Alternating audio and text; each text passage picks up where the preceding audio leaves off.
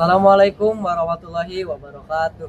Halo Sobat Literasi, perkenalkan nama saya Rifali Krialfiasin, peserta Leksam 2026. Saya dari SMP 3 Margahayu, SR04.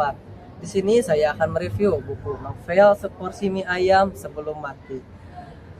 Oke, langsung saja mulai ya. Identitas buku. Buku ini ditulis oleh Jan Krisna dan diterbitkan oleh PT Gramedia Indonesia, anggota IKAPI 2025. Buku ini memiliki jumlah halaman sebanyak 210 halaman.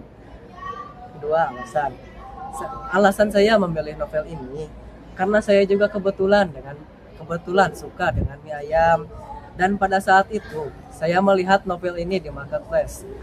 Saya pun langsung tertarik dan langsung memesan buku ini. Bukan karena judul yang langsung berhubungan dengan mie ayam, akan tetapi karena ketertarikan juga dengan perjalanan hidup seseorang.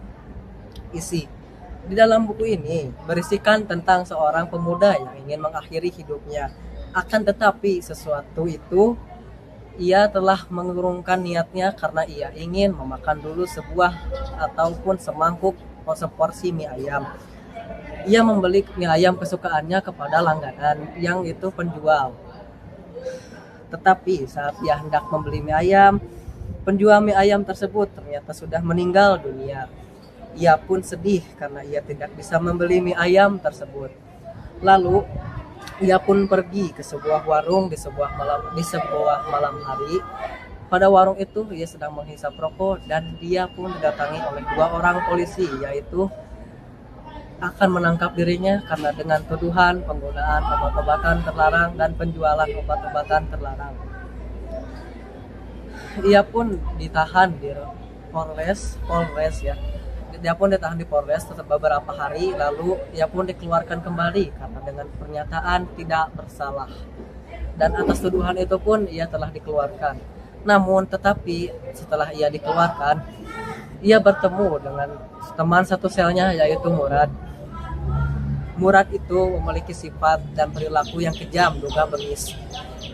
Ia adalah salah satu buronan pengedar narkoba nasional, yaitu yang sedang diburu-buru oleh Polres, tetapi sudah tertangkap dan ia pun sudah keluar. Anehnya, Murad ini bisa keluar hanya dengan waktu beberapa hari, dan ternyata ia adalah komplotan juga dengan polisi. Pemuda ini diajak oleh Murad untuk bergabung kepada organisasi penjualan narkobanya. Ia pun diajak oleh beberapa anggota Murad yang lainnya untuk menjual pengobatan atau obat-obatan terlarang. Dan pada suatu hari ia pun diajak oleh Murad ke dalam klub malam atau lem.